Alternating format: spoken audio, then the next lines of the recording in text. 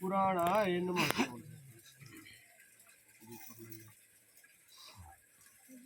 ओम देहाद्याभिधानानां विहो सुकृत पदम सते वदे भवेत पत्नी तुष्टम महिमां पदम। पिछले अध्याय में बताया गया पुरुष तुलसी मंजरी के समीप जो प्राण छोड़ता है, भले पापी हो, जामिल की कहानी मैंने बताया ही, वो स्वर्ग को जाता है। अब इस अध्याय में बताया गया है कि अगर पत्नी सती होना चाहे तो क्या महिमा है। कुछ समय पहले पति अगर मर गया है तो पत्नी को जला दिया देते थे जिंदा, उसी की इच्छा से जलाते थे, ये नहीं कि उसके विपरीत। ये थे कुछ समस्याओं को देखते हुए राजा राम मोहन राय ने इस प्रथा को समाप्त किया कि नहीं, मरने के बाद भी जीने का हक अधिकार है। अब यहाँ सुकृत के शरीर दाह करने का विधान किस विधि से जलाया जाए, उसकी स्त्री सती हो उसकी महिमा को भी कहिए। भगवान ने कहा, हे गरुड़ सुनिए, अर्धदैहिक यह व्रत कहता हूँ, इस विधि से करके पुत्र और पौत्र पितृ ऋण से छूट जाता है। बहुत दान देने से क्या है, केवल माता पिता की अंतोष्टित क्रिया करने से पुत्र अग्निहोत्र यज्ञ के समान फल पाता है। माता या पिता के मरने के बाद शोक को त्याग देना चाहिए। आप चाहे कितना भी शोक करो, मन में एहसास करते होंगे जरूर, बहुत दुख है, हमारे वृद्ध पिताजी खत्म हुए तो हमको बड़ा दुख लगा 8-10 दिन, फिर हो गया घर में मोह माया दुनियादारी सबको सता देती है। हर इंसान घर में रहता है, माता पिता किसी के अमर नहीं है। और यहाँ ये दिया गया है कि शोक को, क्रोध को त्याग दें,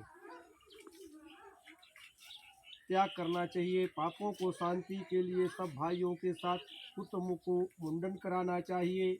माता पिता के मरने पर जो पुत्र मुंडन नहीं कराता है वह संसार रूपी समुद्र से उतरने वाला पुत्र नहीं कहलाता है, नहीं जाना जा सकता है। इसलिए पुत्रों को मुंडन वच करना चाहिए।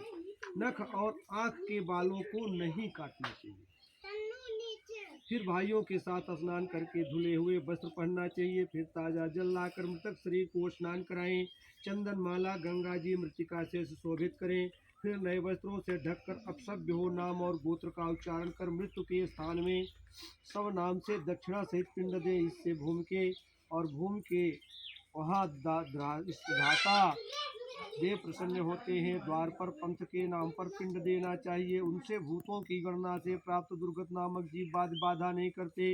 इसके पीछे परिक्रमा करके पुत्र बधू आदि उसका पूजन कर अन्य बंधुओं के साथ कंधा लगाना चाहिए। जो अपने माता पिता को कंधे पर पग पर श्मशान ले जाता है वह पुत्र पग पग पर अश्वमेध यज्ञ का फल पाता है। पिता ने सदा कंधे पर, पीठ पर और गोद में लेकर पुत्र का लालन पालन किया। उस ऋण से पुत्र तभी छूटता है जब वह अपने मरे हुए पिता को कंधे पर ले जाता है। इसके पीछे आधे मार्ग में जाकर जमीन को साफ कर जल छिड़कें और सबको विश्राम करावें। स्नान कराकर भूत संजक के लिए पिंडदान देवें। इससे पिशाच, राक्षस और यज्ञ आदि जो सब दिशाओं में स्थित हैं वे होम करके योगी शरीर से शुद्ध नहीं कर सकते। फिर श्मशान में ले जाकर उत्तर मुख स्थापन कर वहां शरीर को जलाने के लिए स्थान साफ करें। उससे उस भूमि को झाड़ गोबर से लीपें। उस पर बेदी बनाकर कुशा से अनामिका अंगूठा द्वारा तीन रेखा करें। उसी क्रम से रेखाओं से मिट्टी निकालकर जल को छिड़के। फिर विधि पूर्वक अग्नि स्थापन कर पुष्प नक्षत्रों से क्रव्य दान देवताओं का पूजन कर हवन दें और अनुवादक वेद मंत्रों से विधि पूर्वक होम करें। फिर प्रार्थना करें, तुम भूतों के पालक, जगत के जो नित्पत्ति स्थान हो, इसलिए मरे हुए सांसारिक जीव को स्वर्ग में भेजिए। इस प्रकार अग्नि की प्रार्थना करके वहाँ चंदन, तुलसी, पलाश और पीपल की लकड़ियों से चिता बनावे। उस चिता पर मुर्दे को रखकर उस प्रेत के नाम से सबको हाथ में 2 पिंड दें। चिता छोड़ने के बाद प्रेत संज्ञा हो जाती है। प्रेत कर्म के जानने वाले कोई साधक नाम से, मृतक के नाम से अथवा प्रेत के नाम से चिता पर पिंड देते हैं। इस प्रकार 5 पिंडों से शव में आहुति पाने की योग्यता होती है। ऐसा न करने से पूर्वोक्त राक्षस विघ्न करते हैं। प्रेत के लिए दिए पिंड को तृण, सरपत आज से अग्नि लेकर पुत्र अग्नि दे, परंतु पंचक हो तो दाह नहीं करना चाहिए। जो पंचक में मरता है वो गति नहीं पाता है। पंचक में मरे हुए का दाह नहीं करना चाहिए। दाह में अन्य की मृत्यु होती है। धनिष्ठा से आधे से लेकर रेवती तक अंत तक 5 नक्षत्र संजक है, ये दाह के योग्य नहीं है। यदि दाह करना है तो अशुभ होता है। इन पूर्वोक्त 5 नक्षत्रों में मरने से उनके घर में हानि होती है, अथवा उनके पुत्र या गोत्र वालों में कुछ न कुछ विघ्न हो जाता है। अथवा इन नक्षत्रों में दाह ही करना है तो विधि पूर्वक करे। इन दोषों के शांति के लिए दाह की विधि कहता हूँ। हे गरुण, कुशा के 4 पुतले बनाकर उन नक्षत्रों से अभिमंत्रण कर सब के पास उन पुतलों को रख दे। फिर नक्षत्रों के मंत्रों से होम करके प्रेतज्ञ उस प्रेत का नाम संपुष्ट कर होम करे। फिर उन पुतलों के साथ उनका दाह कर दे। इसके पश्चात पिंडन श्राद्ध के दिन पुत्र विध से पंचक शांति करे। दोषों की शांति के लिए तिल का पात्र, सोना, चांदी, रत्न और घी से भरा हुआ कांसा का पात्र दे। इस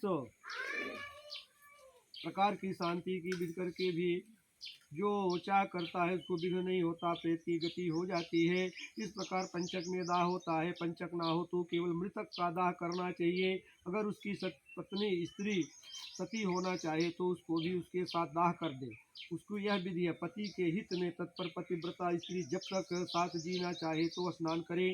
फिर कुमकुम, अंजन और उत्तम वस्त्राभूषण को धारण करके ब्राह्मण तथा अपने कुटुंबियों को दान दे। फिर गुरु को नमस्कार कर मां कान से बाहर निकले। मंदिर में जाकर भगवान से शक्ति से प्रणाम करें। वहाँ अपने सभी आभूषणों को उतार दें, नारियल लेवें और लज्जा लाह मोह को छोड़ दें और श्मशान में जाएं। वहाँ सूर्य भगवान को नमस्कार कर चिता को परिक्रमा करें और चिता को फूलों की से समझकर उस पर चढ़ जाए और अपने गोदी में पति को सुलावें। अपने सखियों को नारियल देकर चिता जलाने की आज्ञा दें। अग्नि को गंगा जी के समान शीतल समझकर शरीर को जलावें। यदि स्त्री गर्भवती है तो पति के साथ को न जला दें, किंतु बालक होने के बाद उसका पालन पोषण कर सती होवे। जो पति के शरीर को लेकर स्त्री अपने शरीर को जलाती हैं, उनके अग्नि अंगों को भी जलाती है, परंतु उनकी आत्मा को पीड़ा नहीं देती। जैसे अग्नि में धोखी हुई धातुओं को मल जाता है, उसी प्रकार अमृत तुल अग्नि से सती अपने पापों को जला देती है। जैसे शपथ आदि में शुद्ध सत्य और धर्म युक्त मनुष्य गर्म लोह पिंड से कभी नहीं जलता, वैसे ही पति युक्त स्त्री कभी नहीं जलती, अर्थात जलने में भी कष्ट नहीं होता, परंतु मृत पति के अंतरात्मा के साथ उसकी आत्मा मिल जाती है। जब तक स्त्री अपने शरीर को पति के साथ अग्नि में नहीं जलाती तब तक वह स्त्री शरीर से कभी नहीं छूटती। इसलिए सब प्रकार यत्न करके मन, वचन और धर्म कर्म करने पर पति की सेवा करें। मरने पर उसी के साथ सती हो जाएं। पति के मर जाने पर जो स्त्री पति के साथ अग्नि में जला देती हैं, वो वशिष्ठ ने राधा सीता जैसे होकर स्वर्ग लोक में निवास करती हैं। वहाँ स्वर्ग में भी पति से भी अधिक शोभा वाली वह स्त्री अप्सराओं से पूजित होकर तब तक पति के साथ रमण करती हैं जब तक 14 इंद्रराज राज करते हैं। जो स्त्री पति के साथ सती होती हैं वो अपने माता पिता जहाँ ब्याह गई हैं तीनों लोकों को पवित्र करती हैं। 3.5 करोड़ बाल जो मनुष्य के शरीर में होते हैं उतने ही वर्ष तक पति के साथ स्वर्ग में आनंद करती हैं। फिर सूर्य के तुल्य प्रकाश में विमान में बैठकर पति के साथ रमण करती हैं। जब तक सूर्य और चंद्रमा है तब तक पति के लोक में निवास करती हैं। फिर बड़ी आयु वाली होकर निर्मल कुल में जन्म लेती है। यह पतिव्रता स्त्री फिर उसी पति को पाती है। जो स्त्री क्षण मात्र में देह सुख से ऐसे सुख को छोड़ देती है, वो मूर्खा स्त्री जन्म भर विरह की अग्नि में जला करती हैं। इसलिए पति को शिव रूप जानकर उसके साथ शरीर को जलावे। हे गरुड़, यदि स्त्री सती ना हो तो केवल उसके शव को ही जलावें। आधा दग्ध होने पर अथवा पूरा दग्ध हो जाने पर शव को मस्तक से फोड़ें। रेतियों को काट से और रतियों का मस्तक नारियल से तोड़ना चाहिए। पितृलोक की प्राप्ति के लिए उसकी कपाल क्रिया कर पुत्र मंत्र से घी की आहुति दे। हे पावक, तुम वसुदेव भगवान से उत्पन्न हुए हो, यह तुमने भी उत्पन्न होवे। स्वर्गलोक के लिए यह तुम्हारे ही अभिष के रूप में प्रवितलित है। इस प्रकार मंत्र से तिलयुक्त घी की आहुति देकर बहुत जोर से फिर रोना चाहिए, इससे मृतक को सुख होता है। दाह होने के स्त्रियों को स्नान करना चाहिए। उसके बाद पुत्राद पुरुषों को स्नान करना चाहिए। फिर नाम और गोत्र का उच्चारण कर तिलांजलि देना चाहिए। फिर नीम के पत्ते चढ़ावे और मृतक के गुणों का बखान करें। आगे आगे स्त्रियाँ जाएं, पीछे पीछे पुरुष जावें। घर पर आकर फिर स्नान करें और गोग्रास दें। पत्तल में भोजन करें, परंतु घर का अन्न न खाएं, बाजार से मंगा कर खाना चाहिए। फिर मृतक की जगह पर दीप कर 12 दिन तक रात दिन दीपक जलावें। हे गरुड़, सूर्य अस्त होने पर स्मशान अथवा चौराहे पर 3 दिन तक मिट्टी के पास दूध और जल दें। कच्चे मिट्टी के पात्र को दूध और जल से भरकर डोरे से बंधी हुई 3 लकड़ियों से घेरें और यह मंत्र पढ़े, स्मशान की यज्ञ से जले हो, भाई बंधुओं से तागे हो, इसलिए यह जल और दूध है। जल में स्नान करो, दूध को पी लो। अग्निहोत्र वाले पुरुषों का चौथे दिन और बिना अग्निहोत्र रहितों का तीसरे दिन अस्थि संचय करें, इसकी विधि है। स्मशान भूमि में जाकर स्नान कर पवित्र हो पर उन पर सूत लपेट कर पवित्र पहने, फिर स्मशान में रहने वाले भूत प्रेतों के लिए अमायत्वा स्वाहा करें, मंत्र दें, मांस दें, मांस के स्थान पर उड़द चावल दें, फिर 3 परिक्रमा करें। हे गरुड़, चिता के स्थान पर दूध छिड़ककर फिर जल छिड़के, फिर अस्थियों को उठावें, उसके पलाश के पत्ते से में रखकर दूध और जल से धोवें, उनको मिट्टी में पात्र में रखकर विशेष श्राद्ध करें। तिकोना मंडल बनाकर गोबर से लेपे, दक्षिणाभिमुख होकर तीनों दिशाओं में 3 पिंड दें। फिर चिता को वश में इकट्ठे करके वहाँ त्रिपाई करके उस पर जल से भरे हुए कुछ घट स्थापन करें। फिर चावल पकाकर उसमें दही घी मिष्ठान मिलावे, विधि से प्रेत के लिए उसको बलि दें। हे गरुड़, उत्तर दिशा में 10-5 कदम चलकर एक गड्ढा खोदें और उनमें शस्त्रियों को रखें, फिर उनके ऊपर दाहांतिक पिंड दें। तदनंतर गड्ढे से अस्थि पात्र को निकालकर जलाशय के पास ले जाएं, जहां दूध और जल से बार बार हड्डियों को धोकर चंदन या अधिकतर कुमकुम से उनको चर्चे, फिर संपुट या थैली में रखकर हृदय और मस्तक में लगाकर परिक्रमा करके गंगा जी में छोड़ दे। 10 दिन में जिसकी हड्डी गंगा जी में डूब जाती है, उसका ब्रह्मलोक से फिर आना नहीं होता, अर्थात वह सदा ब्रह्मलोक में निवास करता है। जितने वर्ष तक मनुष्य की हड्डियां गंगा जल में रहती हैं, उतने 1000 वर्ष तक वह स्वर्गलोक में आनंद करता है। गंगा जल की लहरों को छूकर पवन तब मृतक को छूता है, तभी उसके सब पाप शीघ्र छूट जाते हैं। भागीरथी ने अपने पूर्व पुरुषों के उद्धार के लिए बड़ी कठिन से गंगा मैया को मृतलोक में लाया था। तपस्या के आराधना करने ब्रह्मलोक लाए। गंगा जी का पवित्र तीनों लोकों में विख्यात है। गंगा जी ने भस्म हुए सगर के 60,000 पुत्रों को स्वर्ग पहुंचाया। जो मनुष्य पहली अवस्था में पाप करके मर गए, उनकी हड्डियां गंगा में पड़े, वे स्वर्ग को चले जाते। तब तक प्राणियों को मरने वाला कोई व्याघ्र बड़े वन में सिंह से मारा गया। कोई व्यक्ति कहाँ वन में व्याघ्र माने बाघ द्वारा मारा गया, तब तक वह नरक में पहुंचे, तब तक उसकी एक हड्डी गंगा जी में जा गिरी।